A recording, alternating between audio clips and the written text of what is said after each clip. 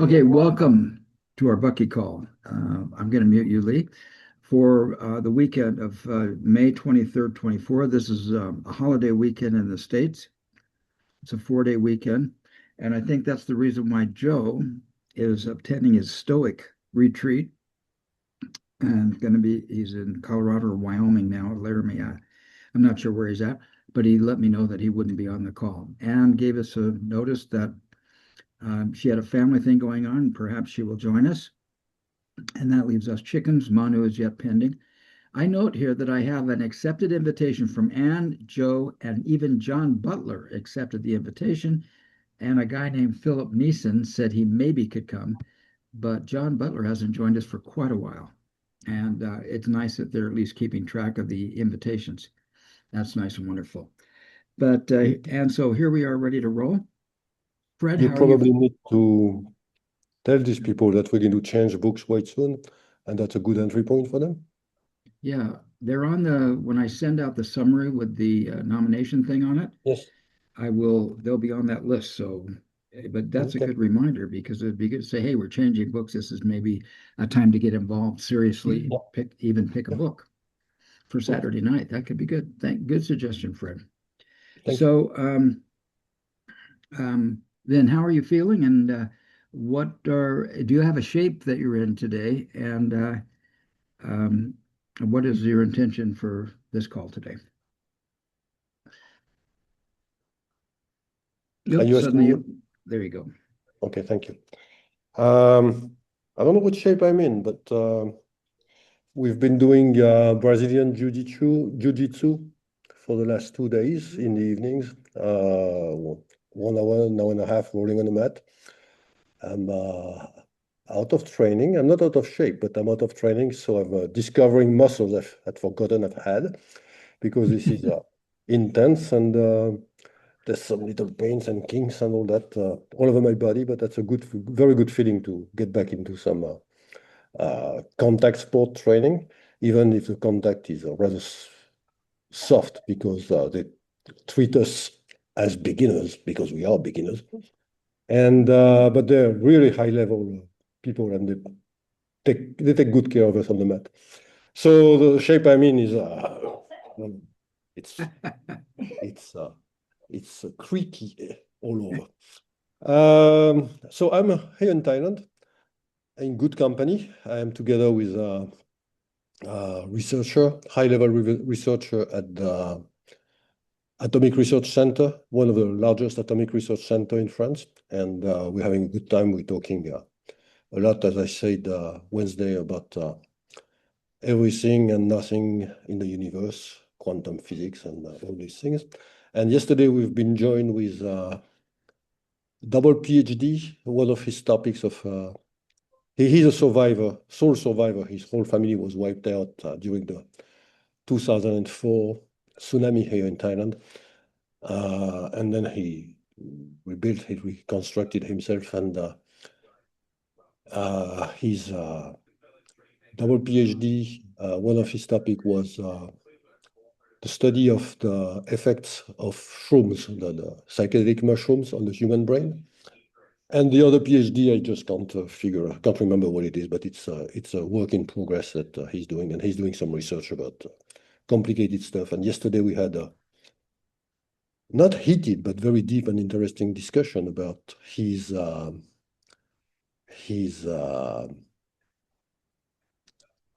newly found doubts about evolution and Darwinism, which go very much straight in line with a book we're studying on Wednesdays.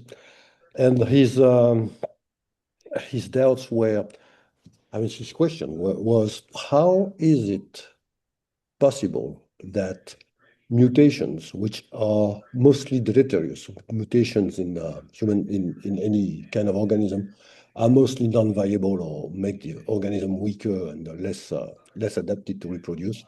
How is it that mutation could explain the incredible intricacy and complexity found in a cell, a biological cell, a human cell or animal cell or even bacteria or something like that? And he said, I know the stats and I know the numbers and all that. I just can't put my head around it. I used to believe what everybody believes, which is random evolution guided the the assembly of such a complex and intricate organism. But I have my doubts now, and I cannot find a way through this maze of information or incomplete information that is available. And so he's got his doubts. So we discussed, and we had no insights, but we tried to understand the question better, which is already a big step forward. Once you understand the question, things usually get easier. So that's it. Aside from that, we're having all this discussion in Paradise. When we had this discussion yesterday in a cafe near the beach, and by the time we finished, everybody had left. They said, "These guys are crazy. We don't want to hear about all this shit." So everybody left. That's that's what happened. So that's where I'm at now. So Richard, how are you feeling today? What shape are you in? And uh, how is spring in Canada? I'm asking from a very hot, sunny Thailand. Yeah. Well, spring is a little bit better. It feels green. It's uh, spring-like warm. The leaves are out. The plants are in. Um, Now we just have to get through the rest of the month to make sure there's not another sort of spring-like snowstorm. Um, and Yeah, you're talking about shape. I could probably say that going out into the yard and doing a little bit of yard work, great raking and that sort of thing, quickly tells me I'm a bit out of physical shape. Um, and and for this weekend, in terms of the Memorial Weekend, I could sort of say I'm in memory shape. Um, and uh, I guess in some ways well, there's two things. One is that just to respond to what you were just saying, and in terms of the doubting, it raised in my mind whatever literature, if you want, that he's been reading or looking at. I wonder if he's been looking at the breakthrough work of Lynn Margulies and symbiosis and cooperation, um, and John Lovick um, uh, on the Gaia theory, and even way back when I was uh, working my way through Stephen Jay Gould and his idea of punctuated equilibrium, and not sort of incremental evolutionary um, process. So yeah, that it's an intriguing question. And then in terms of Fuller's work and the work of Donald Ingber, Yale professor, who has been looking at that whole process of self-organizing from one cell to two cell to multiple cells, and yeah, it's intriguing. and um, and of course, I've always been interested in where Bucky came up with the idea that human existence was more likely to start in Southeast Asia, in Thailand, or some sort of area like that, and not so much in, say, Africa, which he wrote about in Critical Path. And uh, I've yet to see too many people really take up the question seriously as to, is there something to this? Um, or do we just fall back and say, nope, it's always been out of the depths of Africa, and that's the way it's going to stay. uh, Anyway, so always open to new things. Lee, how are you feeling, and what's your expectations for today?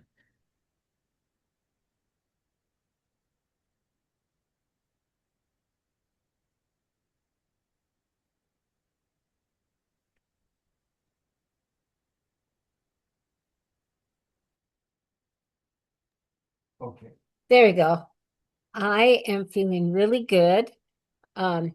Wednesday, Steve and I go and exercise. So I understand how you felt, Fred, and how you felt, Richard, at doing gardening. I have not done any gardening as yet, and it's way past Mother's Day. That's the day that we always plant. And I haven't done it. But I was feeling awful for Wednesday, Thursday, and then today I feel wonderful. Yesterday I felt good. Very tired though. So I have great expectations on all of you since you know books better than I do, especially the ones that are associated with the teachings of Fuller and more. And I can't wait to find out what we are going to be studying. So, Steve, how do you feel and what is your expectation of today? Okay.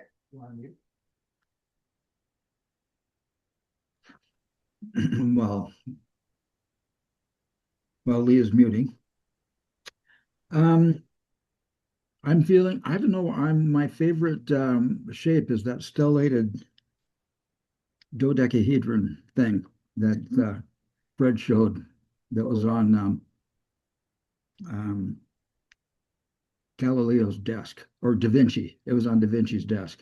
Yeah, I feel just like that. I mean, part of me are triangles, part of me are pentagons. I don't even, and just when I think I'm getting comfortable with a triangle, I have a pentagon, and it's just not the same thing. So I have a I have a pro bono complaint. I was doing some consulting pro bono, helping somebody with a real estate complaint. It's taken way too long. Somebody else has jumped in to help, which I'm so grateful for. They don't understand a thing I was doing, and their emails are insulting, in fact. So I it took 3 versions of an email that I wrote to them before I finally calmed down and sounded like a human being. But it's really I love the five agreements from Don Miguel Ruiz. Number one, be impeccable with my word. And we've discussed impeccability with words here quite a bit. And I think Fred, this is one of those conversations that most people aren't even interested in, but we engage in that conversation here. And I'm grateful for this community.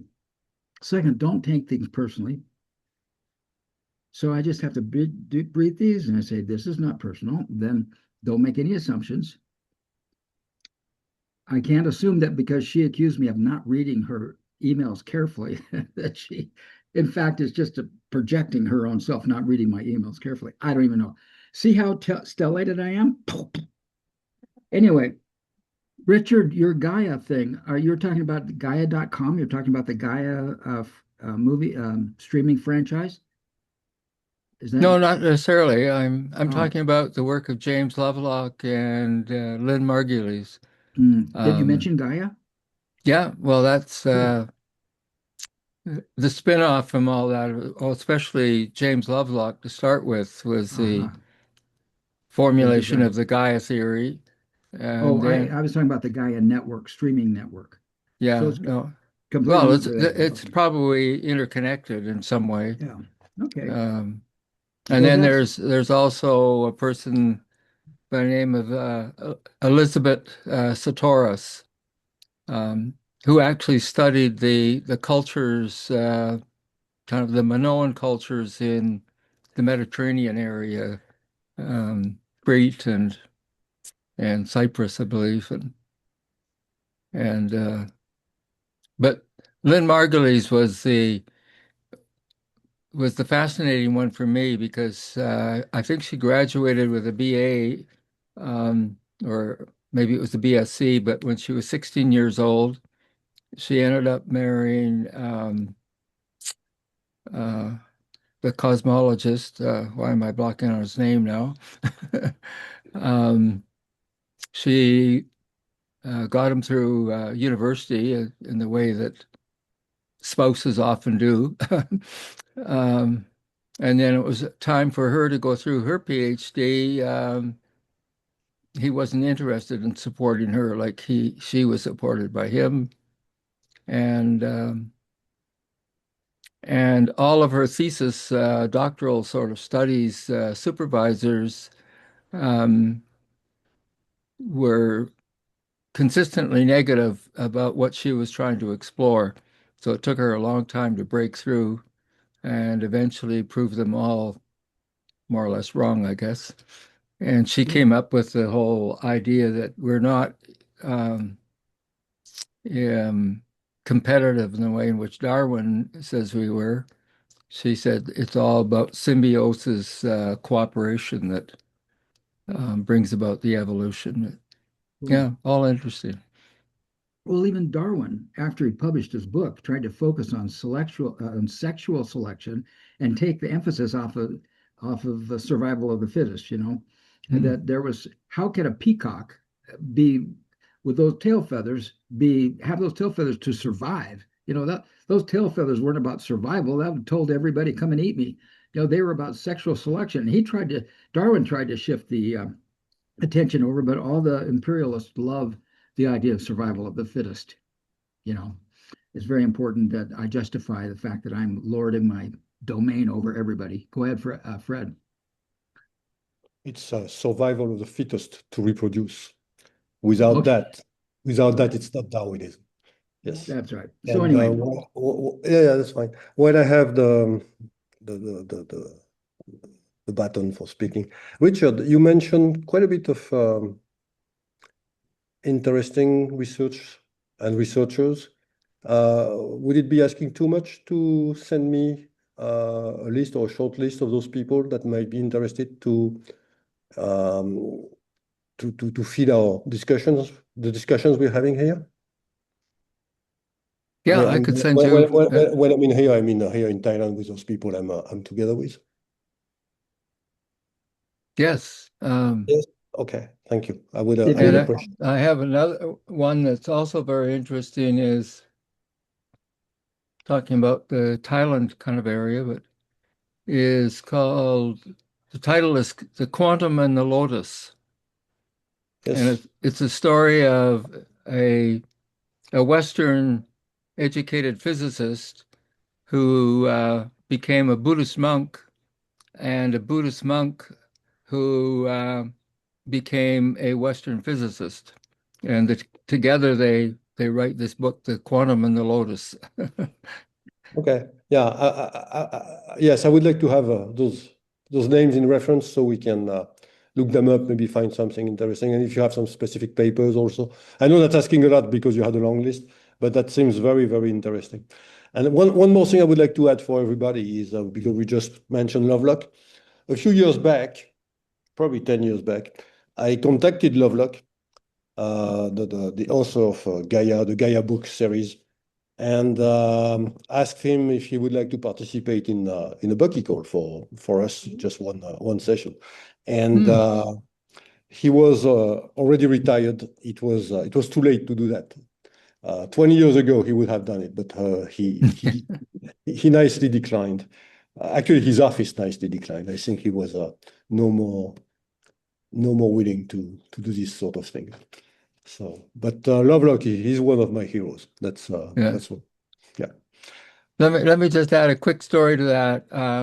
I had occasion to be in contact with Fridtjof Capra, and I had a meeting lined up with him in California, and we were doing work in California. And unfortunately, at the last minute, he was out on some other project, and we couldn't meet. But I have a handwritten note from him about his apology and hoping that we might meet at some time. But and that all started because I discovered somebody who knew Fuller quite well and knew Capra quite well, and so I was interested in whether Capra and Fuller were ever in some kind of contact with each other. And so when I asked, I talked with Capra on the phone because I just picked up the phone and phoned him, and he answered. And he said, "No, I didn't know Fuller, but I'm actually reviewing one of his books as we speak." So that was kind of interesting. Yes. Well, thank you for that. Okay. And- Manu, how are you feeling? What shape are you in? I was going to do that, Fred. Hey, Manu, we're just still in the introductions, and I haven't finished mine, and we're kind of going through. Sorry. Well, that's okay. But now that you're here, Manu, you're kind of jumping in the middle of the conversation. That's really part of our intro. So, Manu, it's appropriate for you to share how you're feeling and what you expect for today, and then I'll continue mine and close out. I'm feeling quite good. Yesterday we were closing on my birthday celebration. So I had a lot of people here and I went to bed quite late. Anyway, it's very interesting. The books that I just got to, I just had the exchange between Fred and Richard. It looks to be very good and very good idea that Richard asked for, that Fred asked for references. So otherwise, I'm happy to be here, and then let me just get phase into the flow of the talk, and then I might contribute better. So that's how I feel, and that's how I'm going to discuss. Cool. So back to you, Steve. Yeah, thank you. And happy birthday. I sent you a little, and you got wishes from us during the week, but evidently you had your party on the weekend. Is that the way it worked? Yeah, well, good. Yes. Good. I'm glad your mother put up with it and decided to have you anyway. And I'm glad you're here with us. Yeah. So we were talking about, and Richard, I hope you'll get that list and get it to all of us. I mean, even though it's particularly germane to Fred, who's there in a conversation with people in Thailand, so he needs the list kind of quickly. That would be great to put into this minutes of this call today as well. And speaking of the research on the Gaia network, and the reason why I asked you about Gaia specifically, but on the Gaia.com network, one of the guys who performs there regularly, has a regular series there, is a guy named Greg Braden. He has a book called Pure Human, The God Code, The Divine Matrix, The Wisdom Codes, and basically Greg Braden, The Secrets of the Lost Mode of Prayer, which I have back here along with a couple of the others. But he's really big on, he's a geologist who started getting into archaeology, and then he started getting into Eastern stuff. And then he was, I like to call him one of the three musketeers with Joe Dispenza, who is a chiropractor that's gone into heart coherence and is doing major expensive seminars on that stuff. And another guy that is on the tip of my tongue, but he's wrote the genetics of belief, I think. But it's he's the guy who did some original research on epigenetic code, and Greg Braden is one of the three. He has a whole premise how that in 2000, around 200,000 years ago, Cro-Magnon man, or anatomically modern humans, appeared, AMH. And the genetic code for these humans, 200 us, is weird because in gene 2 and gene 7, he actually talks about the two genes. One is in gene 2, and the mutation that occurred there was impossible, he argues, to be random and evolutionary as one would see from Darwinian. That, in fact, what happened was there are these telomeres at the end of the genes, of the chromosomes. There are telomeres at the ends of the chromosome, and somehow two ends had been spliced together. So in code 2, there are this completely thing, and he says, it had to be engineered. We now know about CRISPR technology, so we can do that kind of thing. But back, nobody knew what was going on. So evidently, and I don't know how valid he is, but there's a lot of good arguments about the fact that that just standard evolution just isn't enough to explain the miracle of life. So that's kind of exciting. But here we are today, and we're on page, it looks like we're going to be able to nail this book. we pressed last week to make sure that we were ending on page 292, the Dymaxion Map, and we have a few pages there. Afterwards, there are only some appendices that are trigonometric calculations page, and calculations of prime structures that maybe are too complicated.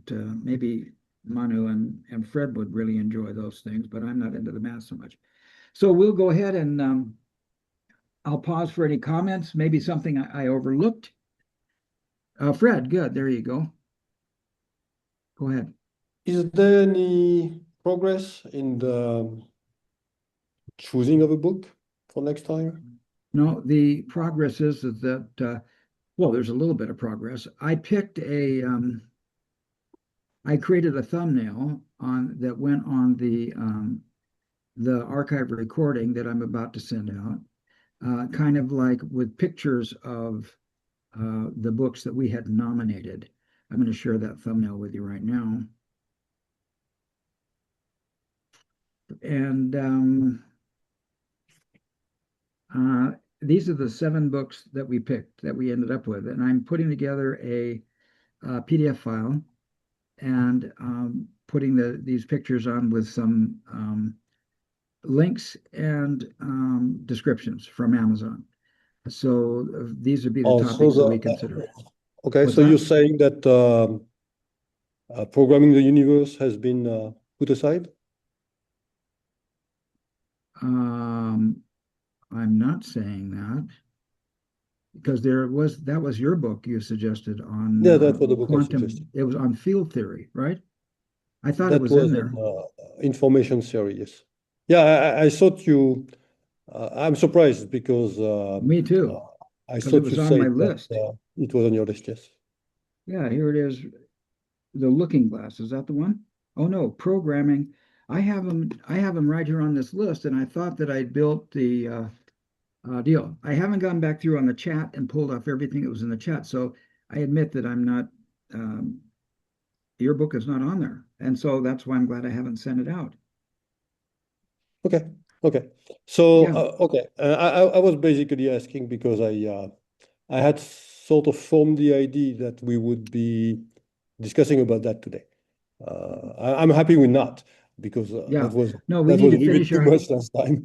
we But need to yeah. finish our book today so that we'll be up Yes. with the next group. And our Wednesday morning group is the one that we've been doing the big discussion on books. And Yeah. And one more thing for Wednesday. I'd rather not do the presentation. We delayed because it's okay. really not easy to do that here. It's Yeah, good. I totally no, get that. yes. And I think that we're going to be discussing the books anyway next week. And as you, I think, pointed out, to try to make a hasty decision on a book when we're going to probably spending a year on it is not the wisest thing to do. To take a couple of weeks to ponder. Yeah, and Wayne was showing some sign of desperate impatience. We need to soothe him on that one. He apologized at the end. He kind of tended to apologize, I think so. Yeah, I'm going down through my list here, and yeah, for some reason, Fred, nothing personal, I left yours off of the thumbnail. I have no hard feeling. I just Good. I just thought it should be on the list because of what we said, and I don't see the. Yeah. I really felt bad not having that thing completed today for tonight. In fact, I was going to show everybody the list, but I'm now delighted that the universe has prompted me in a way that supported me in making sure that I get your book on there. If you'd just to make sure, if you'd put that in the chat, I'll make sure that I get it right. Okay. And then Do you want me to do? What's that? Please just put the name of your book in the chat one more time, and maybe the author. Okay. Okay. And then that will help to make sure that I don't screw up any further. Manu, your hand is up. Yeah, I just wanted to share on the state I am. Yeah, it is. I like to say the most tessellative, expensive tessellative possible, and living always opening for doubt. I don't want to land in any definite answer to my life. That's not what I want. I really want to have as complete as I can in when I say tessellated ways that I can structure it, I can go towards that limit, but always having, that hole in there of exchange, in that I can always doubt what I thought was rock solid from my inside of universe perspective. Thank you. You're saying you want to have discussions that create doubt. Who might be out? No, I say,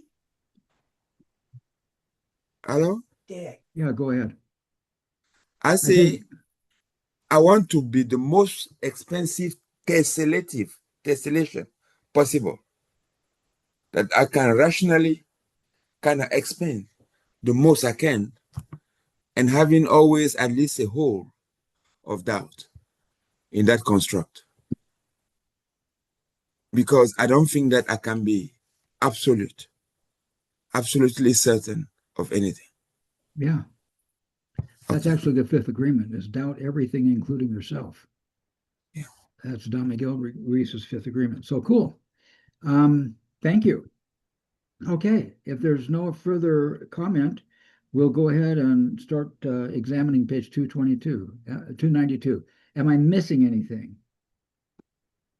I don't want to miss anything.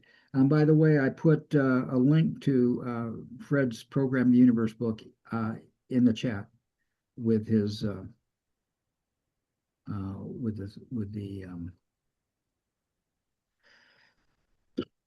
so it'd be there for everybody to go. And here we go with the X-Men. Is there anybody want to read? I'll read, but if somebody wants to read, I'm happy to do that. Happy to surrender. I would like to read. Okay, good, Fred. Thank you. Is that okay with you? Yeah, thank you. Please.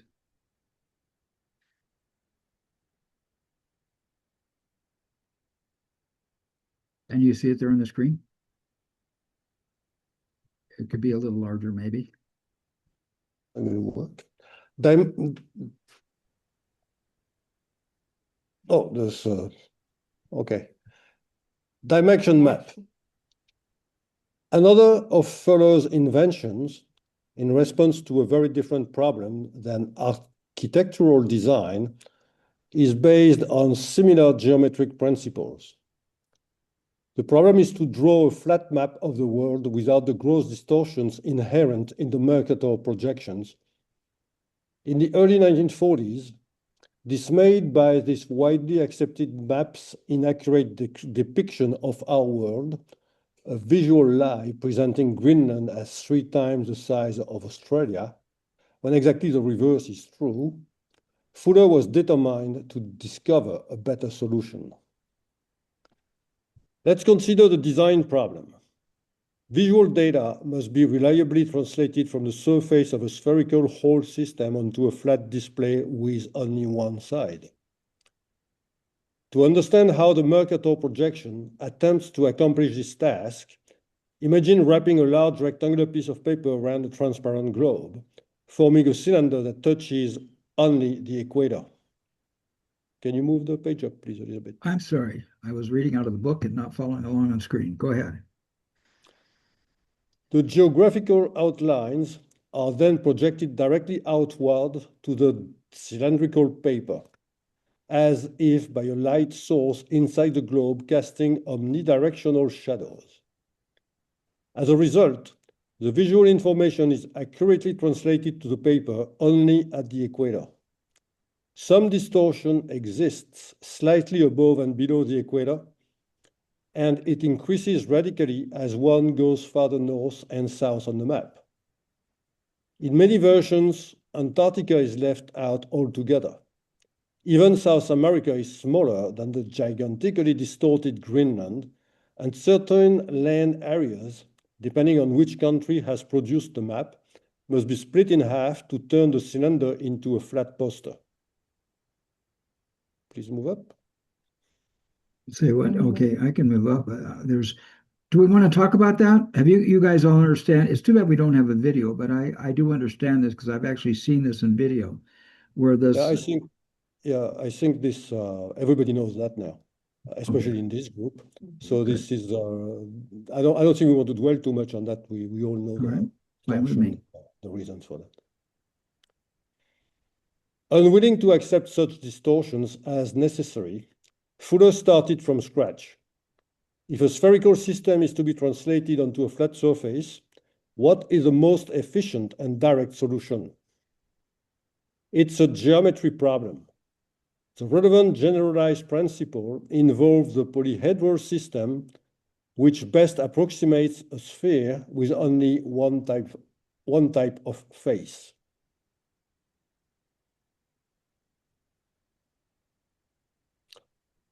The latter consideration ensures an evenly distributed projection. That is the one type of face on the polyhedra. That system, which is of course an isocahedron, is the basis of a reliable and simple solution.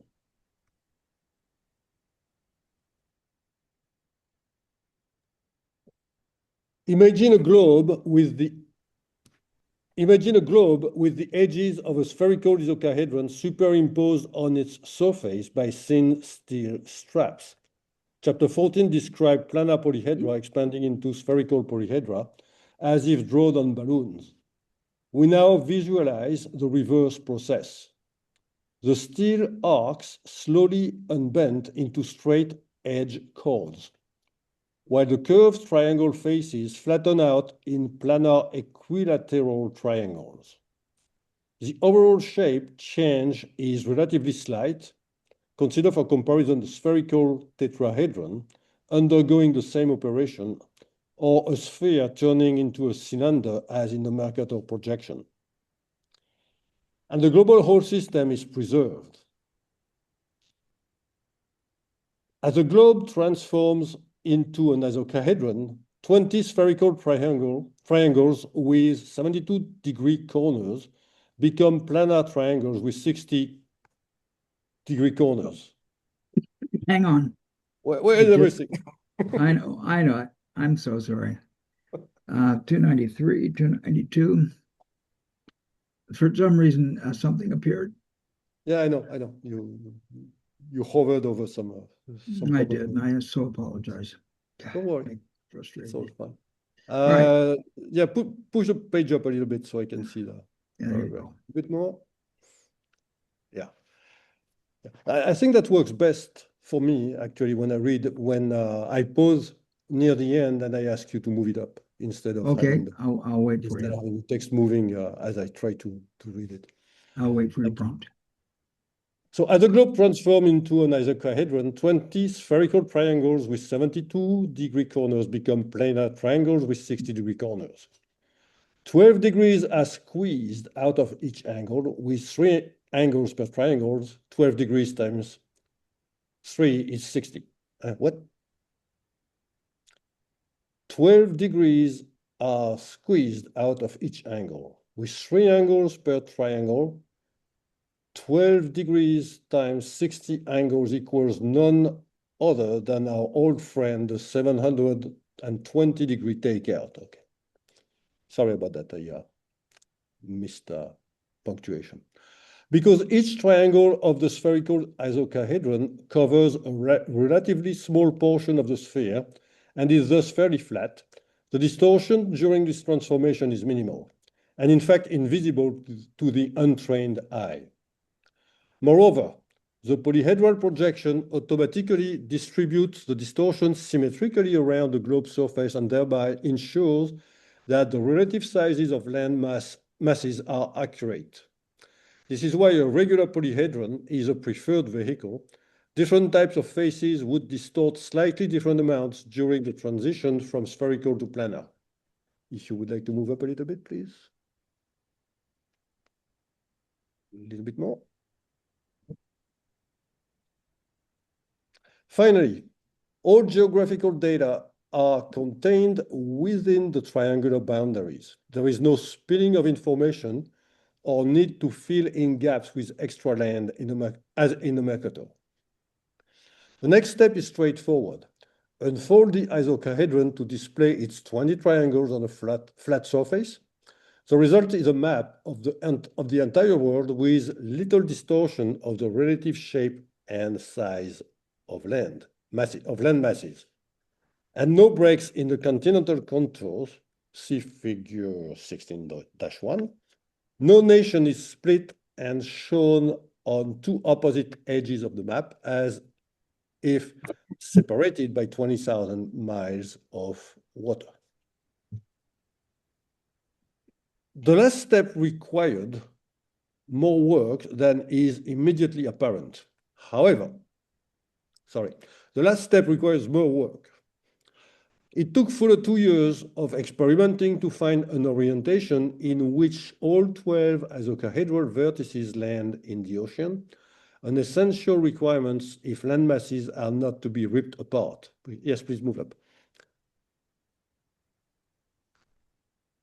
Observe in figure 16-1. Maybe you should have a look at that figure 16-. It's coming along, I think, on the next page. Okay. Okay, observe in that figure that many of the vertices are extremely close to shore. One can imagine the frustrating task of searching for 12 water locations. Moving a vertex away from land on one side of the globe would instantly result in a number of vertices bumping into land somewhere else, etc. Contemplating the 5 or 6 angular gaps which are precariously close to land masses, one suspects that fuller final arrangements may be a unique solution to the problem. And I think here comes the graphic. Here we go.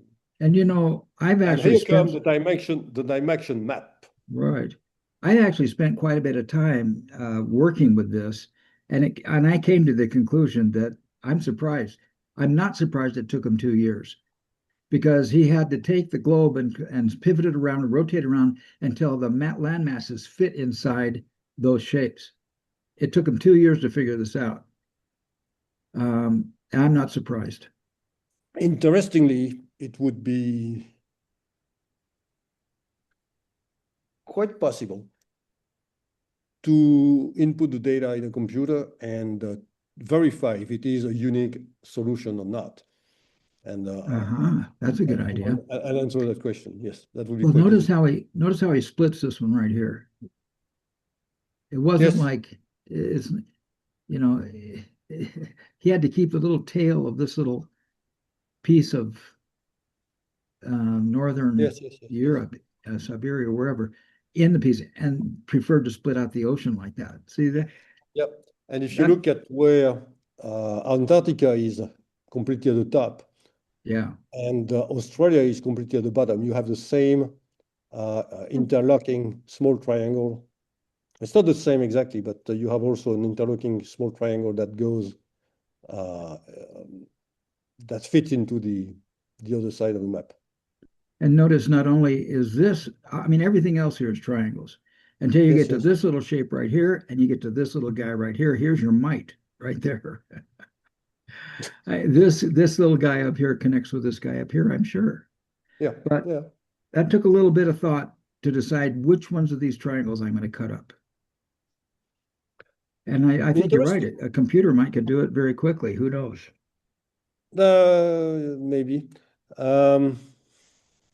I think there's other projections that look a little bit similar to that are even better than that nowadays. I would love to see one. In terms of distortion. Okay, Manu has a comment. Manu? Okay. I would like to ride on the shoulders of giants now and apply, if I were Bucky, actually what he was doing, and see how easy it is. You remember this guy? No, let's just go to the first principle. The first principle is that the pentagonal globe, the Pentagon and the icosahedron is a geodesic dome. Do we see that? This one. Mm-hmm. Okay. The second consideration is that the two are duals. You know, you have a combination of icosahedron and dodecahedron here, and that the two are duals. Third is that the icosahedron is a projection because the icosahedron is stable. It's a contraction. It's a collapse of the vector equilibrium into a state of stability. So if we had this, then we already have that each of the triangles share with a pentagon. You have the 72 degree here and the 60 degree here. And there is a difference because the pentagon has 72 degree angle and the icosahedron has 60 degree, the triangle, the equilateral triangle. So you already have the share of the 72 and 60 degrees here. But let's continue the thinking. We know that the magnetic poles don't change. But we know where, from experience, even when Bucky was living, the geographic pole is. And we know that the two cross at 12 degrees. So if you knew these two things, you chose the poles where they are. You know that they are geographically south of Cape Town. And you have like geographically north of Greenland. And then the last thing that you do is to just cut of these things at those junctions here in a way that you have your two poles that is a straight line. And then you have the alignment of all of those triangles. Knowing that the icosahedron is stable, it means there is no discontinuity. So the piece of line that you cut on this angle here should follow each other in an arrangement. I think from an engineering point of view, it makes the problem, the solving of the problem, could have saved him the 2 years. Just taking his own work, the work that is done. That's what this guy has done.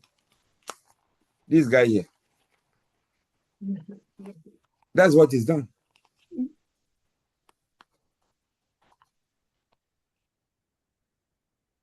It takes him a few days to do his own thing. This one gets in here. I didn't talk too much too fast, but that's what happens. And then you get there. Oof. One mistake that you can undo very quickly here by burying this guy here and burying You're that slightly one. off camera. You're slightly off camera. No, I made a mistake here. Yeah, there it is. Yeah, it's difficult. It's not the easiest thing to No, do. it is no, I mean the engineer. The guy, when he solves his problem, become easy. You're repetitive. Yeah. You can redo it.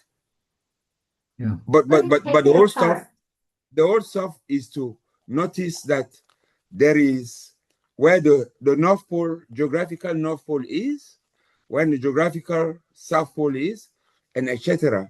And then you choose your magnetic poles that are 12 degrees apart from the geographical. And then you get it. That is it. Nice, Steve. Thank you for showing that. Manu's is different than mine. But you understand what I want to mean now? In that in hindsight of Becky's own work, you didn't need to again go and experiment where to put poles. There were two that were obvious, which were close to each other, the north and the south, geographic and polar and magnetic. You knew where the magnetic was, so you could choose the geographic. It has to be one of the vertices of the icosahedron that is flat. So you choose that, and it gave you the orientation. Cool. Are you complete? Well, Yes, I'm complete. Okay, good. Go ahead, Richard. well, when you take the icosahedron with its 20 triangles and lay it down flat, you get 20 triangles in a planar representation. Then when you look at the Dymaxion map, there's 18 triangles that are all the equilateral triangles of the icosahedron. And there's two that had to be, if you want, cut up or rearranged a bit in order to get all the land masses inside them. And I suspect that's what he was struggling with, is to where did he have to sort of split two triangles to be able to capture the masses. Now, I'm not sure if I fully understand what Manu was talking about in terms of the poles and how they played into laying the icosahedron down flat and getting pretty much all of the land inside the triangles, but there were some outliers, and he had to figure out how to cut the triangle, so to speak, to capture that. So, Manu, how does the magnetic poles fit into this Dymaxion map display that we have now? The magnetic pole and the angle between the magnetic pole and the geographical pole is modulo 12. Is what? Modulo 12. 12 degree is the maximum angle that is a common divider of 72 and 60. So how does that help in deciding what triangles have to be? One of a triangle first, when I orient myself, I mark it. I mark here, the icosahedron, the 20, how many faces are there? The 20 triangles. Faces. Yes, the 20 triangles are marked here. Here, they are marked.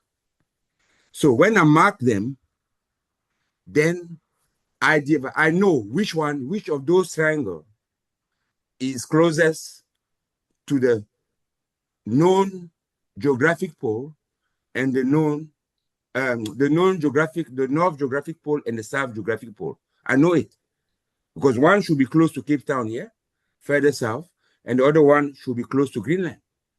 So it reduces the number of candidates here.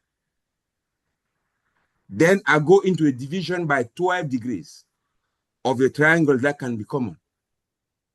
Surely, with two of those, I should find the orientation because I know where the magnetic pole is. I know that is northeast of Greenland, and I know that is the southwest of Cape Town. That is enough for me to solve that equation. The common divider.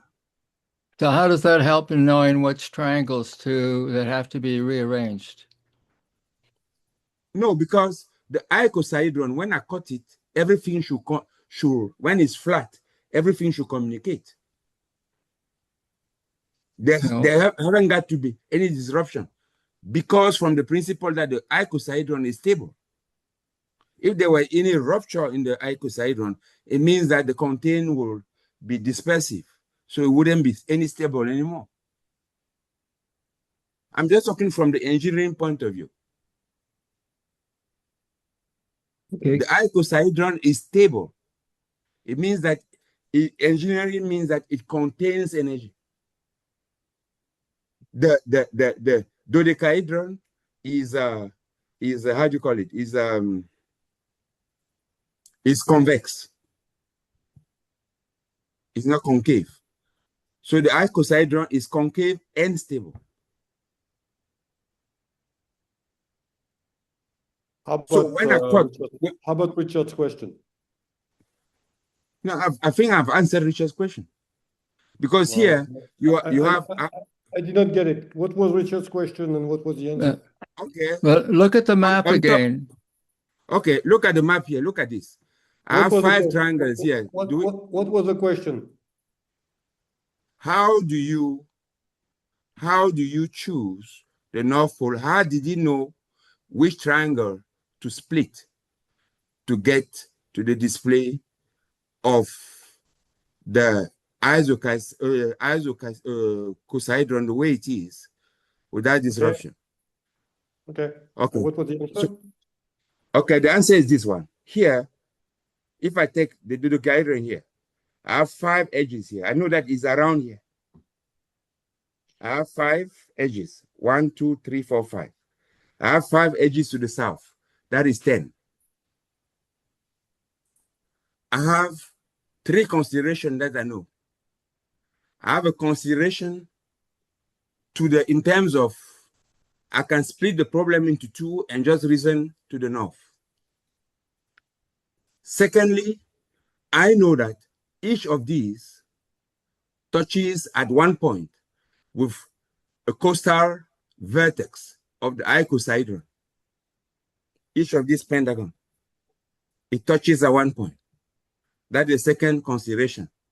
The third consideration is that 12 degrees is modulo of the angles of the 60 degrees that are the interior angle of the triangle of the icosahedron and the surrounding angle of 72 degrees. With those 3, I solve my problem. Well, go back to the book map. Glad to do it. Yes. Here we And go. I think it marks the North and South poles with little dots. One is, as you say, just above Greenland, and another one actually looks like it's in the Antarctica. Right. Yes, Antarctica is south of Cape Town. I took my reference where I am.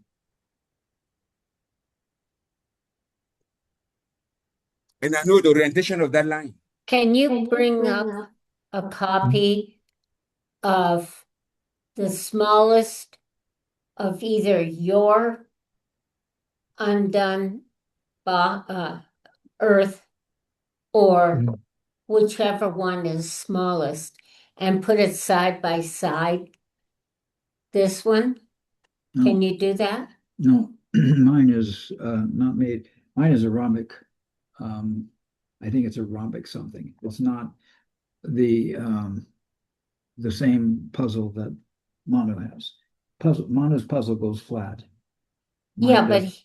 his, oh, there it is. Okay. Can you make a copy of that? All of it? What do you mean make a copy of all of it? If you hold it up a little bit higher, Hold it next to the other so I can understand what's going on. You need Steve to will do turn that. it. okay, You can need Steve will you take a frame. can you and flip put it to- 180 degrees so that your south pole is on top, just like in the diagram? Uh-huh. And then if you'll put your fingers only on the black triangles, yeah. Put your fingers on the black triangles. Okay.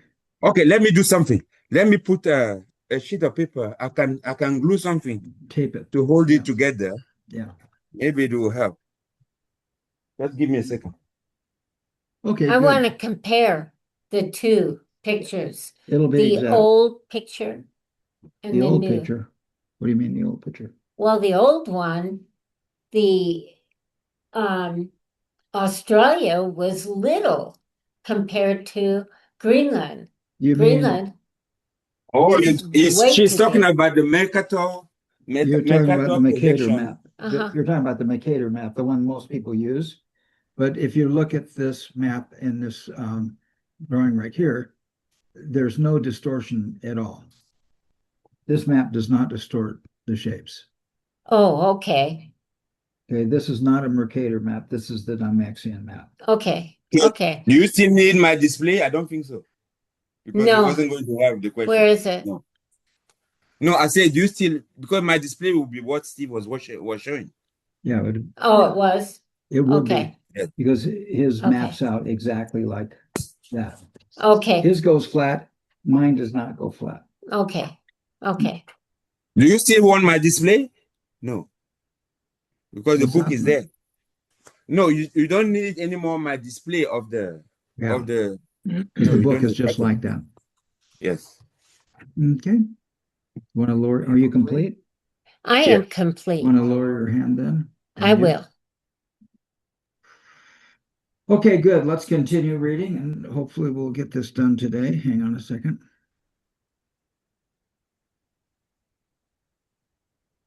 Don't Alrighty. even wane on us. We'll finish it when we finish it. All right. Hang on. I'm just trying to make it a little bit more Yes. readable. I shrunk it to good. Is that good for you, Fred? Yes, that's perfect. So we watch the figure. So Yeah. the Dymaxion map was awarded US patent number in 1946. Is an unprecedented cartographic accomplishment which was made possible by a straightforward application of geometry. Can you please move up a bit? I'm sorry. Thank you. Yes. The map is therefore another superb example of the design science approach. Fuller considered the problem outside the context of traditional map making, rather than attempting to work with and refine history's previous best solutions. He started over. He set the example of considering a design problem as a whole system. He set the example of considering a design problem as a whole system. I'm going to make an apartheid here. We talked in the introductions or before the introduction about evolution, and somebody mentioned incremental. Did somebody mention incremental? Yeah, I did. Yeah, okay. And there's two types of evolution. There's incremental evolution where little bit by little bit an organism changes. And then there's catastrophic evolution where suddenly a huge change and something new, something different, something else appears. And most of evolution is catastrophic. Most of what's visible is incremental, but most of evolution is catastrophic. That is huge changes in a very short time. So we have both processes going together. Mhm. And now you remove my book, so I can't go back to And I can't go back to the citation that I wanted. So the design science that Fuller. Can you put back the book, please, Steve? Yes, I'd be glad to do that. Thank you. Thank you. The design science that Fuller used as described in the paragraph, and I'm trying to keep you guys attention while the book is coming back online. Okay. Yeah, no. Do you want to see the map? No, I want to see the last paragraph I read. All right, very good. There we go. Okay. So the design science, no. That's okay. The design science approach, top of page 296. The design science approach. Fuller considered the problem outside the context of traditional mapping rather than attempting to work with and refine history's previous best solution. This is incremental. He started over. He set the example of considering a design problem as a whole system. This is catastrophic. Catastrophic means big change in a very short time. Incremental means small changes over a long period of time. Small changes that add to each other over a long period of time. So that's, we find catastrophic here, and we find a parallel between catastrophic evolution and incremental evolution there, as in design science creates something new, and then incremental makes it a little bit better as time passes. That's what I wanted to say about that. But from an anti-entropic point of view, catastrophic just means surprising. That's what it is. No, That is something that is catastrophic doesn't mean surprising. It means sudden and brutal. okay. Let me illustrate it. What's the difference at the turn of the 20th century between Einstein and Poincaré? Poincaré had everything that required. Even the German guy, what's his name? A very famous physicist. He was very close to the special case relativity. He was very, very close. But he refused to accept it because it was a surprise to him. It was not a surprise to Einstein. To me, that is a fundamental difference. And to me, that is, yes? Between what and what? Between Poincaré and Einstein. Poincaré refused to deduce the consequence of the consideration that he had with his own equations. He refused. Okay. Thank you for that. He just refused because he was considering order. He was expanding incrementally. He expected, his expectation was that there was going to be something that does not surprise him. Whereas Einstein was dreamer. He was dreaming. Something happened to him, accept it. And it took many, many years to prove that. I think Poincaré was already dead when he was proven. And Einstein has the Nobel Prize for it. Cool. And I put the definition for catastrophic in the chat. Shall we continue our reading? Yes. Good. I think we're there, right, Fred? Yes, we are. Suspended storage systems. I think we're going through examples of design science here. A third synergetic design application in Fuller's 1983 is Fuller's 1983 hanging bookshelf. Conceived as a space-saving storage device, the narrow shelving unit is suspended from the ceiling by 6 wires. The original design was a tall hexagonal column of wood with compartments on all sides creating omnidirectional access. As the unit is suspended rather than leaning against the wall, and let's look at the figure 16.2. I think that's the one shown. Yes.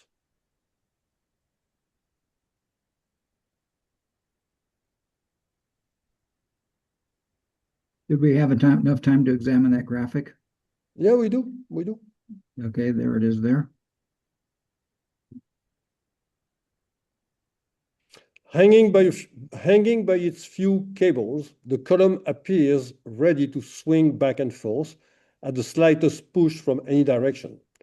People would approach this structure on display for a while at the Philadelphia bookstore and touch it hesitantly and gently, only to be astonished by its resistance. Please move a bit forward. Okay. The more daring will ultimately lean against the column with all their weight and discover that it does not move. Just as for the tensegrity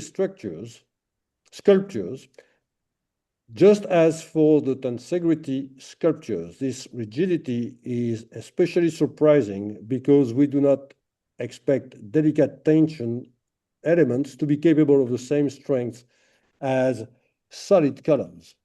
However, even those who anticipate the great capability of tensions are caught off guard by this display.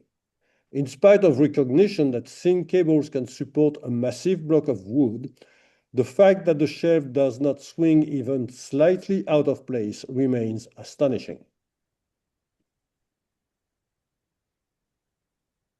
This invention utilizes one geometric principle, Fuller's 12 degrees of freedom. 12 vectors of independent forces, 6 positives and 6 negatives, must be applied to a body in space to completely restrict its mobility. In Chapter 7, we looked at the application of these inherent spatial characteristics to a bicycle wheel and observed that a minimum of 12 spokes was required to rigidly restrain its hub. Fuller's bookshelf presents a similar design problem. Why then is it anchored only with 6 spokes? The answer lies in the massiveness of the gigantic hub. The hexagonal column is heavy enough to pull firmly against the 6 wires and remove the remaining or negative 6 degrees of freedom. The cables are symmetrically arranged as are the 6 spokes anchoring 1/2 of our hypothetical bicycle hub.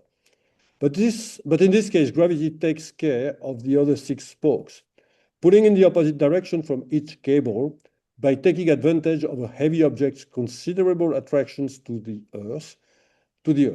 If the column were made of lightweight plastic, the design would not work. 6 degrees of freedom would still be unaccounted for. Please move forward. Okay. Thank you. This design represents a remarkably simple application of a synergetic principle and produces a startling piece of furniture, the major significance of which, if saving floor space is not a consideration, may be educational. It is a profoundly reorienting experience to feel the precariously suspending shelf's refusal to budge. The examples above suggest that design science can be considered a science of spatial order. As such, this study is necessarily comprehensive. Space is everywhere. We also learn that invention does not spring fully formed out of principle,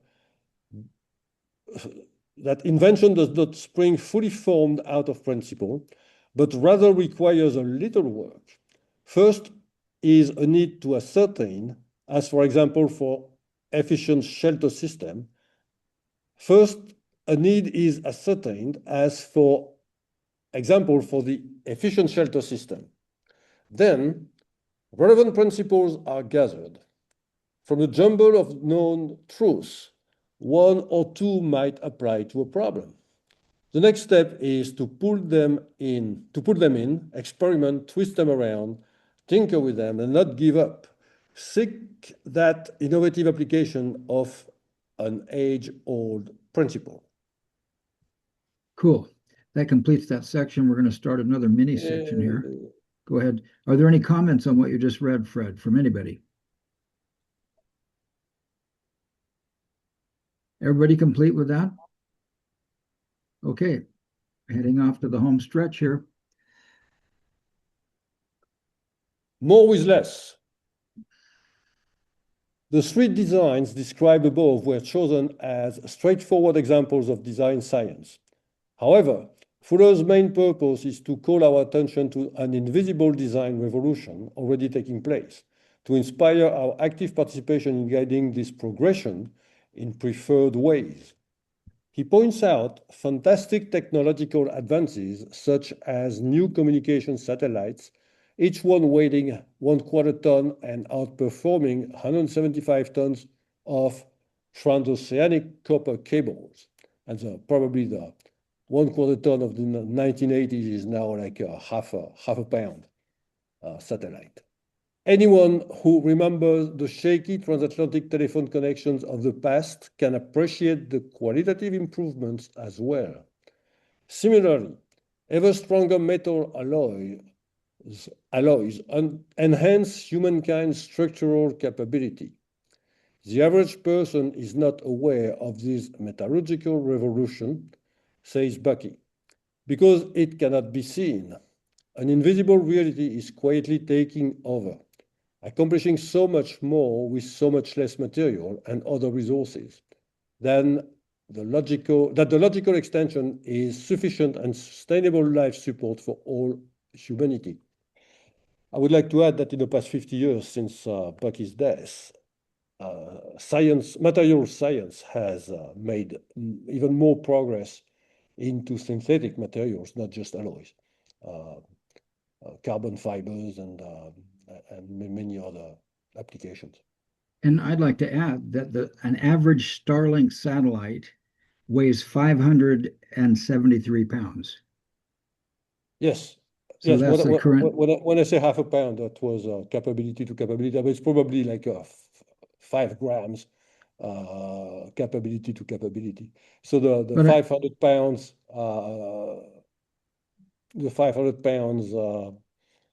starting satellite is probably like 100 million times or a billion times more efficient than the one from 50 years ago.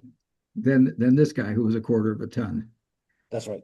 Yeah. So it's just amazing how science has progressed. And Okay, it's same for quality. We now have real time, and we're using that now. We're having real time Zoom calls, video calls, which 1968 when NASA sent first man on the moon, they were the only one that had that. That's and then now everybody has this for free. cool. I keep going. To further explain this potential, Fuller discovered that he is forced to redefine wealth. Too long associated with money and other tangible or unlimited resources, wealth is actually the organized capacity of society to apply its resources to take care of lives. A computer is not worth much in terms of its content of precious metals. Its value is in the processing of information and knowledge. Wealth involves energy and knowledge. The information is neither created nor destroyed, and the latter is constantly increasing. Therefore, humanity's true wealth is constantly increasing and has no inherent upper limit. There is a fixed amount of gold in the world, but the currency of our emerging era is knowledge and its creative application. If you're listening at all to the big debate over AI, it all comes down to the more knowledge that's generated by AI, the bigger our gross national product is going to be. This is one of the big debates, is that does this knowledge actually grow our economies? And the guys who are buying the chips and investing in the AI are saying, man, look at our economy over the last 3 years as we started investing in AI and started investing in knowledge. Our GPA has grown dramatically. And of course, that's because they're making all these capital expenditures in chips and fabs and factories to do the AI calculations. The question is, will they produce something that'll affect everybody's lives? So the stock market's up, but a lot of people are concerned that they're not going to have a job in a few weeks. And so there's this big controversy going on. You're probably aware of that. I just thought I would bring it up. But notice that Yeah. in terms of AI, the gross national product doesn't mean anything. How do you account that?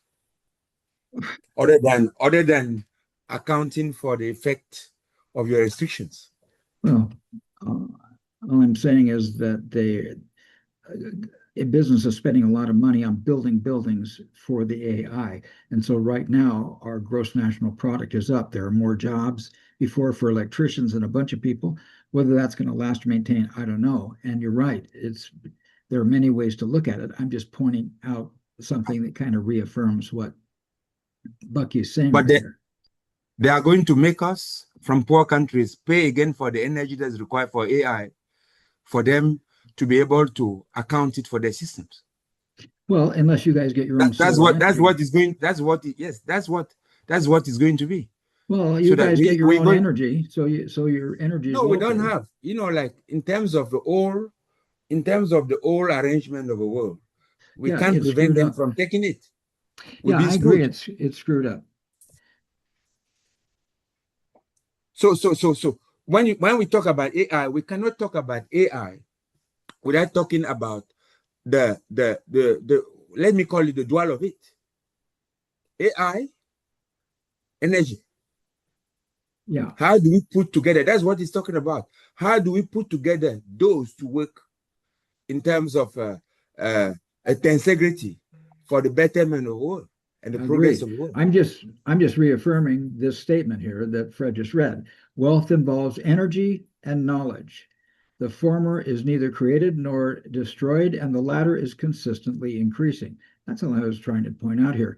And Elon Musk is really big on pointing out that if you burned up the entire solar system and even brought in 2 more Jupiters and burned them up, the amount of energy burned from all the planets in the solar system would be less than 1% of what's generated by the sun. So I'm just saying this is a really complicated argument, and I'm not trying to justify anything. So I was just trying to point out that my point was just to raise the ridiculousness of our discussion in terms of that. I say my energy, and you say your information. It doesn't make any sense. well, I'm just trying to make some sense out of what Amy Fuller says here about Bucky. That's all. Yeah. So I'm not trying to draw any conclusions or any value judgments. Okay. I think we're right about there, right? At finally. Yep, Go ahead. perfect. Finally, Fuller points out that Thomas Malthus could not have foreseen this technological revolution. His epochal conclusion in 1905 that the population increased geometrically while its resources, the ability to feed, clothe, and house itself, expand arithmetically at best, is now obsolete. Malthus did not anticipate the phenomenon of more effective performance using less resources. His declaration predates refrigeration, let alone the information and communication revolution, emphasizes Bucky. And yet, humanity's social and economic institutions are still based on the assumption of fundamental scarcity. Malthusian thinking has controlled human affairs for so long that we have mistaken it for absolute truth. Please move forward a bit. Be glad to do that. The only barrier to a successful, sustainable planet is ignorance, Bucky declares. Fundamental scarcity is a remnant of the Dark Ages. The essential message of Fuller's design science is that human beings are the essential message of Fuller's design science is that human beings have access to the design laws of universe and the responsibility to use the extraordinary phenomenon of mind to discover and apply such principles. Our function is problem solving. Synergetics, the discipline behind Fuller's more with less philosophy, above all, encourages us to experiment. This material is superbly suited to nurture and enhance creativity, demanding both numerical rigor and intuitive leaps. The systematic study of spatial complexity is still young, and its significance and utility as yet undeveloped. The future is wide open, but we must probe and step beyond our fragile equilibrium. If Fuller's vision is to be tested, a design science is imperative. I think that the end of this chapter feels like. This is the end. Yeah. Okay. That's the end of a book. Congratulations. Yay!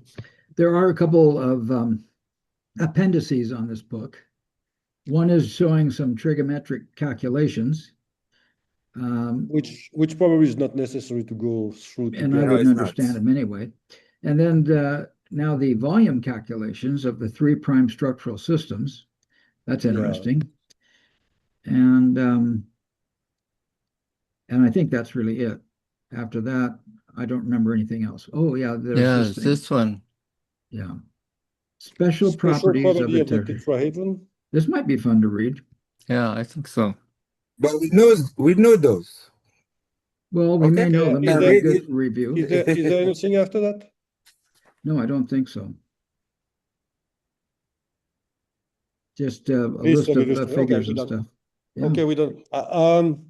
You want to read the property of tetrahedron? Yes, I think we have enough time to do that and get our takeaways down. And then we're done with no regrets. Then we're done with no regrets. Okay. Can I make a comment here? Okay. I always say that usefully, only 2 degrees, 2 derivations are required. The first one is to take a whole tetrahedron and split it between the 4 stellar tetrahedra and they imply octahedron.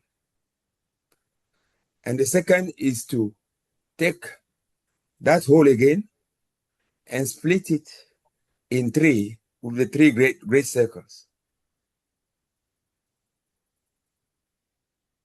And then we have and the remainder is just a combination. How to use the element that you have from that division of a whole tetrahedron to fill the maximum space. And that maximum space, we know that is spherical.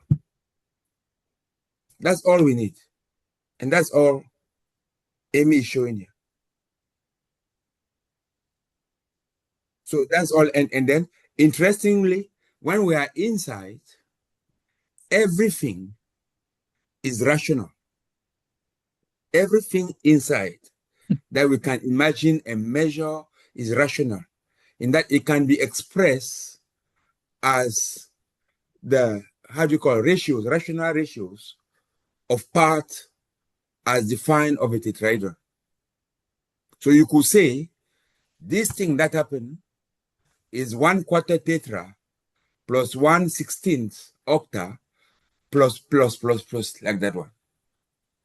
Or is a mite plus this. And the mite is actual fact.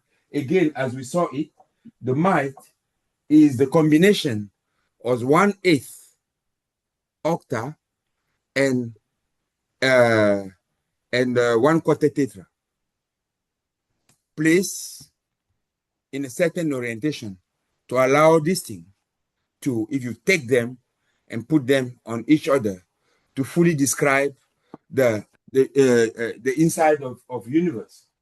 Same as the cube octa and the octahedron. You see here, the cube octa here, in mostly yellow and red and green, and then the octahedron that you put on top of here is like to put it in a, to hang it onto something. There it is. You hang it onto it, and then you can take parts of this and continue to build your whole space in such a way that in the end, you describe this guy here. A geodesic dome, that is the closest stable application, a description of a globe. And that's all we do. We're looking for things that are stable in principle for us to use for a purpose.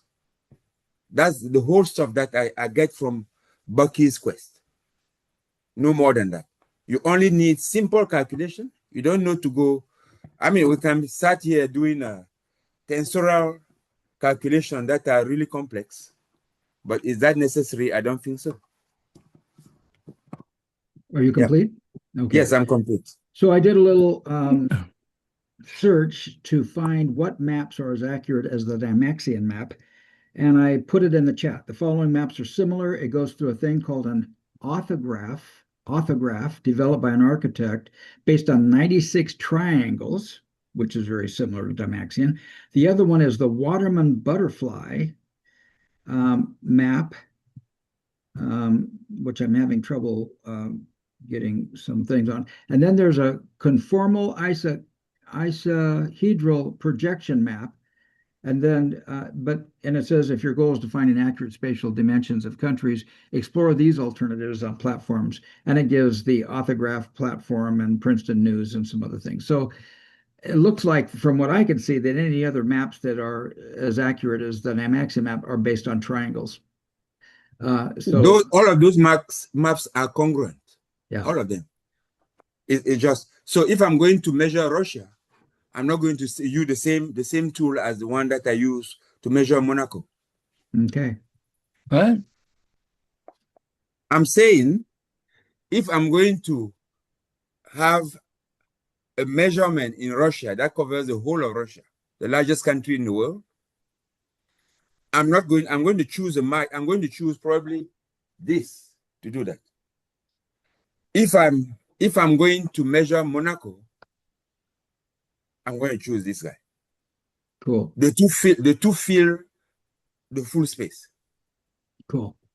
Yes. And I want to say one other thing that when I was showing you the Dymaxion map, which is this little sucker right here, the where is it? I said these are mites, and of course this is not a mite. This is this is actually a right triangle that's half of that triangle. But I used the term, I was being sarcastic and ignorant, and I want to apologize because this is not a mite. So if anybody listened to it, there's my retraction. Okay, good. And I think it would be, what's that? Well, I was still going back to which triangles, and Yeah. on the one in the book, I counted the middle ones. Yeah, these up through here. 1, 2, 3, 4, up to 10, and the way it's laid out in the book, and starting from the left to the right, number 1 is a triangle that has to be rearranged, and then if you then count from 10 onto the top or the left side, there's which one is that the way it is in the book? Yeah. Um, Here's the right triangle that makes the right triangle this, which I called a mite. And then your 10 would be the ones right up the middle here. And this one would be one of them. It would be connected to this guy here. So there's 1, 2. yeah, no, well, the one that 5, I've 6, got in the 7, book 8, 9, 10. is a flip of that. But anyway, the way I counted them was 1 and 12 were the triangles that had to be changed. And it's kind of interesting that when Bucky laid down and you had the 20 triangles in that Dymaxion map sort of planar, and you put the world inside that, there was these overhangs or things where there's some earth, if you want, hanging over outside of a triangle. And it's interesting that it took them 2 years to make those rearrangements to accommodate every landmass inside a triangle. So it's going back to what Manu was saying about all you need to know is something. And yet, when you get to the applications of these all you need to know, sometimes it takes quite a long time to work out a practical application. And I have my own experience with taking a tetrahedron, laying it down in a planar sort of form, just like the Dymaxion map, and then trying to apply it to a discipline that has contextual, systemic sort of components to it and linear or systematic components to it. And I ended up working with a configuration, and then I couldn't figure out how to connect one of the tetrahedral layouts into another one. And it took me something like the same 2 years to finally come up with a way in which we could intersect 3 systemic versions of the tetrahedron and 1 systematic version to then have a combined or a comprehensive systematic map, if you want, or version. So it's oftentimes in the application is what takes quite a while to figure out how best to put them together. This is one of those applications where you're trying to take the elements of a tetrahedron, flatten them out, and make sense out of them in terms of a system. And of course, that's where you introduced us, I think. It was you who introduced us to the Tetramap people. And this is one of their logos from the Tetramap. Yeah, So and that's it's cool. interesting with the Tetramap people, the only thing they do is display that the tetrahedron in that systematic form. Right. They don't, I haven't seen them display it in a systemic form like the one that you just showed. You can do something with that diagram. You can separate those triangles so that you can see the connections in between. You can see the 6 in between. Hmm. And then you can take, let's say, the 3 bottom ones, and you can arrange them in a horizontal sort of configuration so that they feed into each other. And you can take the top one and divide it down into another 4, and move it over into a linear construction, and you'd end up with a minimum of 3 or 4 triangular phases. And now you've got the tetrahedron turned into a systematic sort of interconnected map. Right on. Let me, Fred, I well, understand. Fred Yeah, has his sorry. hand up. Okay. Go Okay, ahead, Fred. sorry, Fred. Thank you. Two things, two small remarks I wanted to say is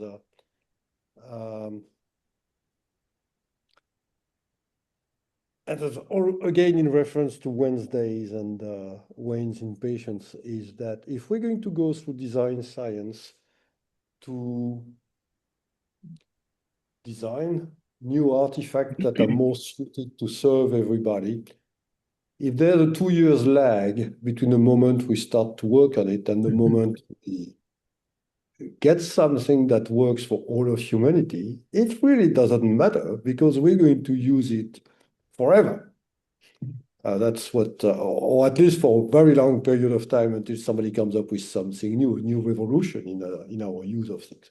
So I wanted to say that it's worth the time to do it, and time doesn't really matter. Second is, it came to my mind listening to Richard that we always talk of ephemeralization as a better use of resources, doing more with less.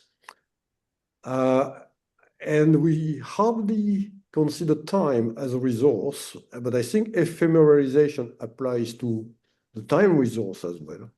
As technology improves and our ability to do things improve and knowledge improves, it takes less and less time to do the same things.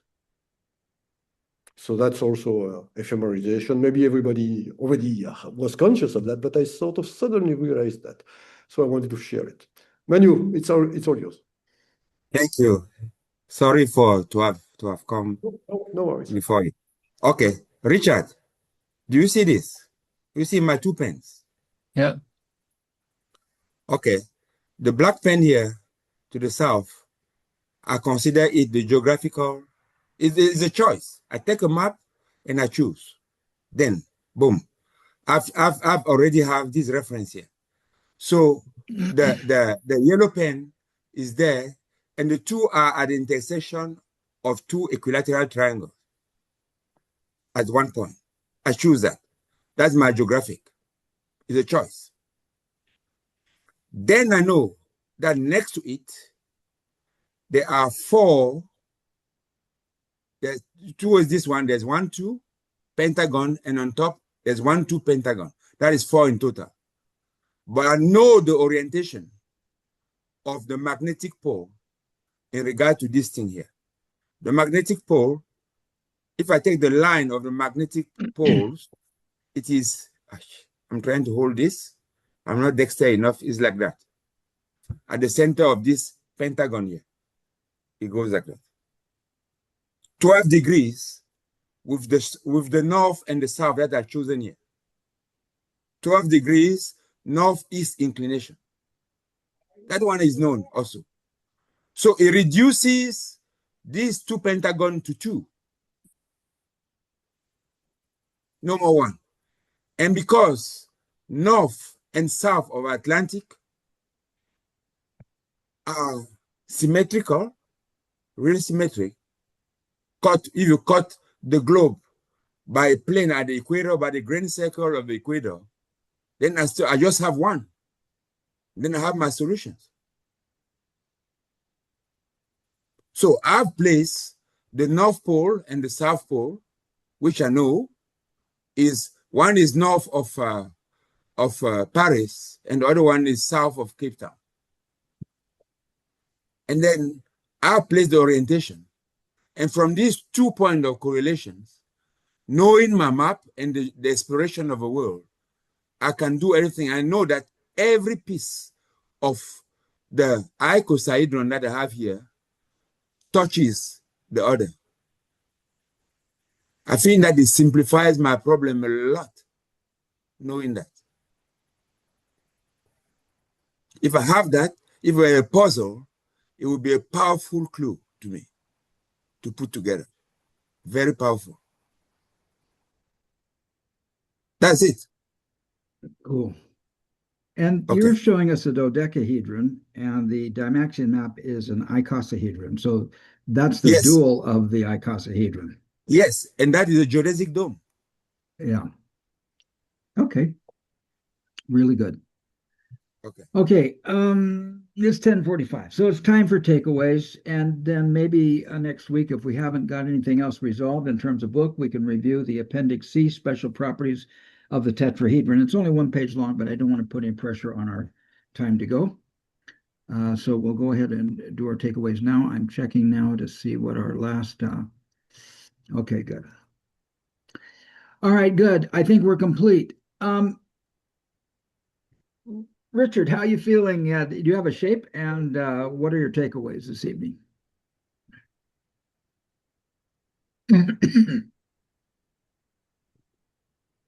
We need to, yeah, you're on me. Go ahead. Well, it's interesting in terms of the shape and the discussion that we've just been having about the Dymaxion map. And I related it to the Dymaxion map puzzle I have. And what I got out of that is you can take the 20 triangles, and once he's got it modified so that he has to cut 2 of those triangles in a way that captures all the land masses, you can then rearrange those triangles in any way you want, so that if you want to see your, let's say, your country, your nation, as the center of the earth, you can rearrange those triangles so that that's what you see. And so I find that very interesting, that you can take this Dymaxion map of 20 triangles with a map laid out on it, and you can reconfigure it in whatever number of countries there are, in ways that show that the expression that so often we hear from people who live in particular places in the world, say that, my country is the best country in the world. and it really comes from the idea that you have got a centered sort of focus on the space that you live in, and however you've arranged yourself in that space, it ends up feeling like it's the best place in the world. And I love the Dymaxion map at the puzzle, in that you can rearrange these triangles in such a way that you could honor everybody's conclusion that wherever they are is the best place to be. You can center it that way. And so it's a very flexible map. And it's not a one-size-fits-all map, other than the fact that Fuller designed it in such a way that it's an all-island map in one ocean. It's fascinating in terms of that kind of application. And to hear Amy say that there's one piece of it took him 2 years to sort of figure out. today, maybe a computer or AI assistants could do it a little bit faster, but it does take time to take a general principle and work it out into an applied application. So that's my big takeaway is the lag time behind seeing seeing, in this case, seeing a holistic sort of um, structure or design, and then figuring out different ways in which it can be applied so that it feeds into working for the betterment of all humanity and not just for the profits or the advantage of one person or one segment of society. So that's always been the excitement of being associated with Fuller's ideas and his thinking, and connecting it to all the different ways that we can work to make the world work for 100% of humanity without harm to the ecosystem or any one person in the system. And that is clearly, in my mind, not what the majority of people or the people in power, if you want, are doing. That's not their goal. Their goal, it seems to me, is to maximize gain or wealth, this dollar wealth, uh, into as few people as possible and let the others eat cake. So that's my big takeaway. Fred, how are you feeling and your takeaway today? Thank you, Richard. Did I make a note of it?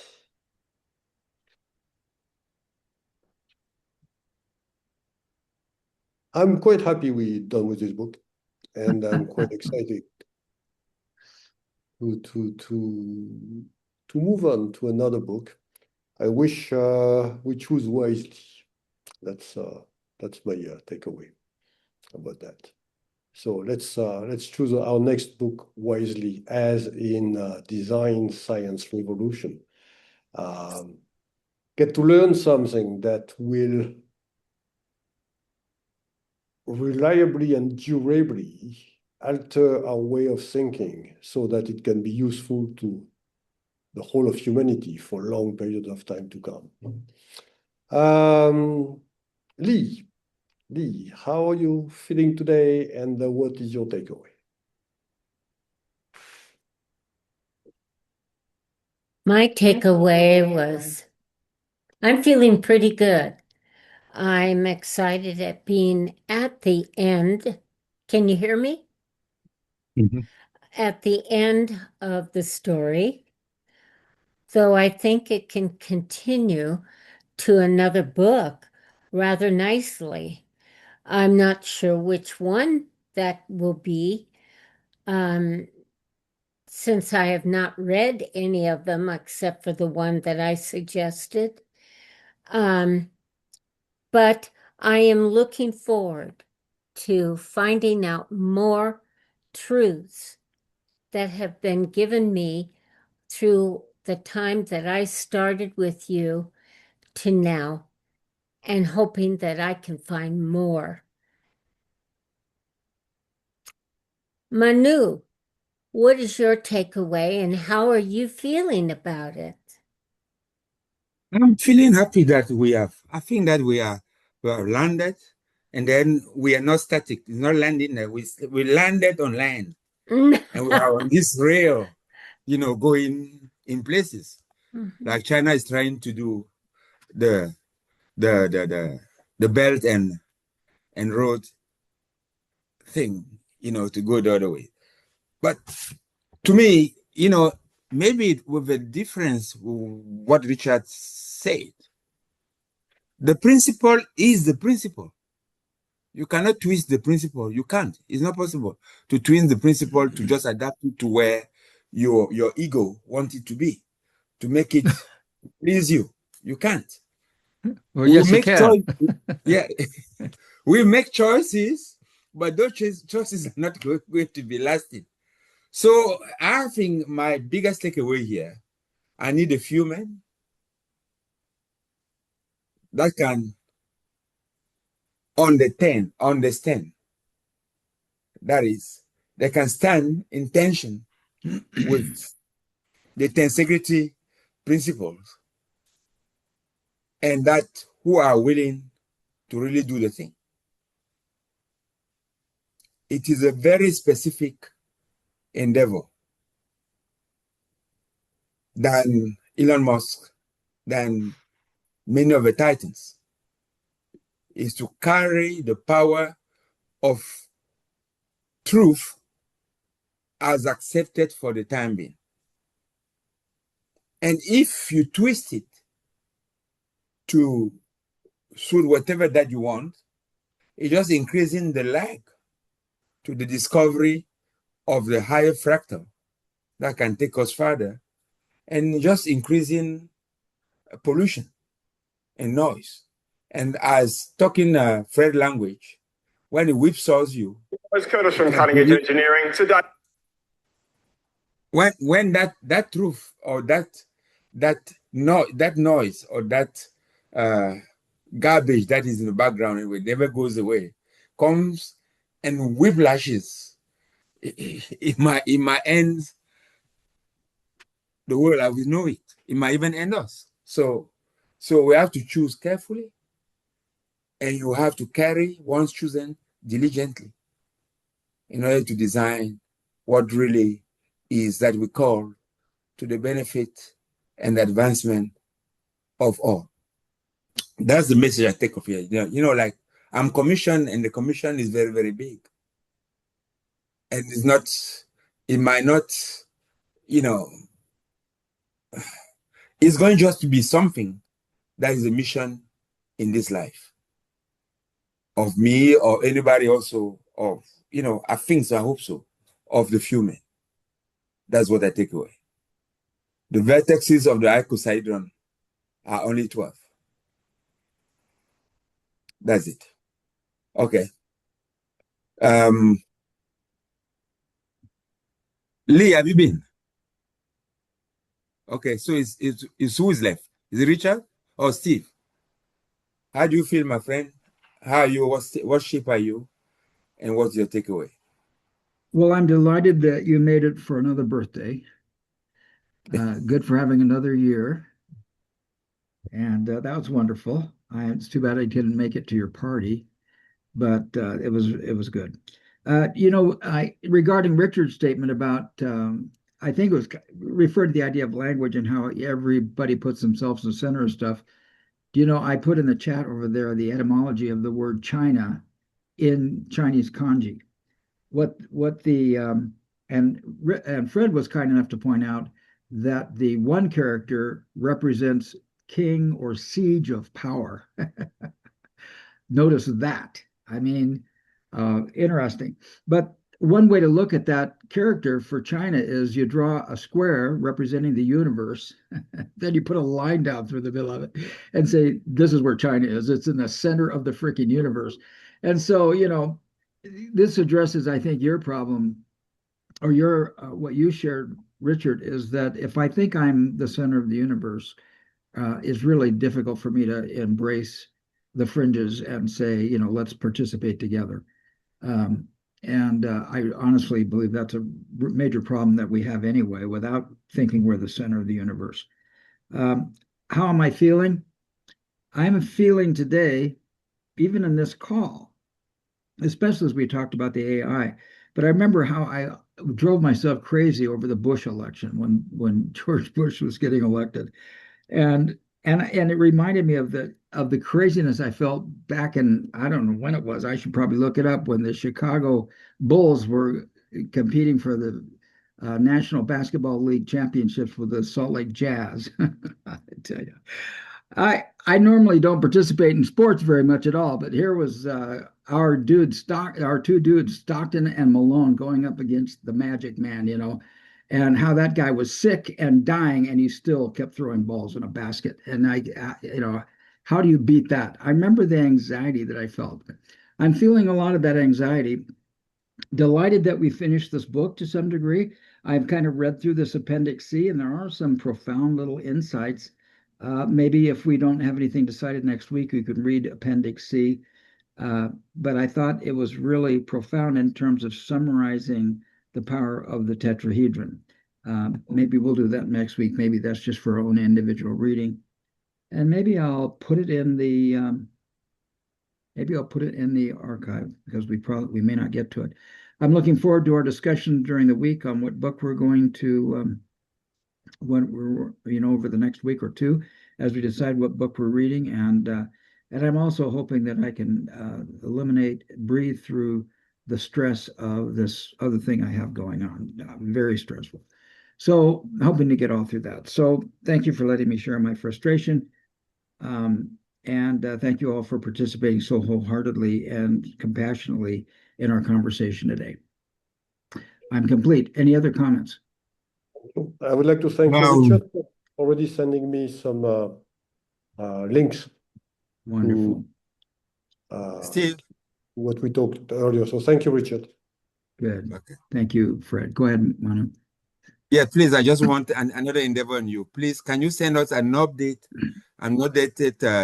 list of a link of all the recording?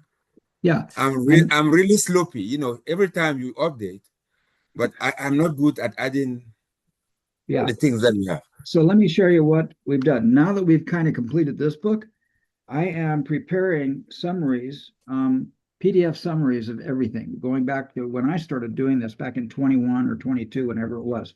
And so you're going to get a PDF file that looks like this. And there's the thumbnail that went into the archive. And this is a listing of all the archives with the links, and it'll be by year and by book. So you can go back and pick any book, any year, and go through it.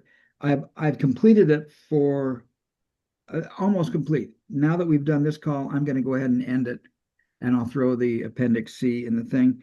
So we'll have the catalog complete, and that'll go out in the next week or two, Manu. Okay. Excellent. And I'm going to put that in a Google Doc, and on every invitation, I'm going to have link to the current archive. And so from then you can click on the link of the archive, and it'll be right there. You don't have to ask for it, and hopefully it'll be updated within 3 to 4 days of each call. Good. Any other comments, questions before we go? Yeah. Okay. Blessings to all. Wow. Thank you all. Thank you all. Bye. Really. Bye-bye. Bye.